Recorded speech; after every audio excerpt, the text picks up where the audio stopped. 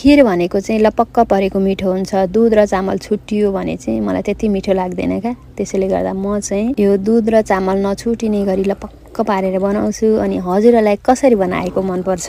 मान्छे नै पिछेको फरक फरक स्वाद हुन्छ नि त।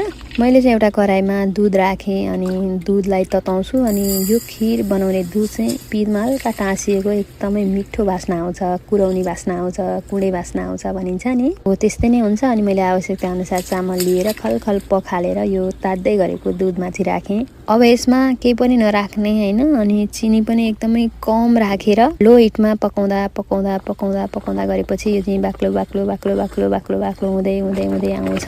चामल चाहिँ जति थोरै राख्यो त्यति मिठो लपक्क परेको कुरौनी जस्तै हुन्छ। खिर पकाउन नआउने त को नै हुनुहुन्छ र, तर पनि पकाउने अलग अलग तरिका हुन्छ नि त। जब खिर यतिको जमिसकेपछि मैले तेजपत्ता राखेँ। खिर भनेको चाहिँ लपक्क परेको मिठो हुन्छ। दूध र चामल छुट्टियो भने चाहिँ मलाई त्यति मिठो लाग्दैन क्या। त्यसैले गर्दा म चाहिँ यो दूध र चामल नछुटिने गरी लपक्क पारेर बनाउँछु। अनि हजुरहरूलाई कसरी बनाएको मन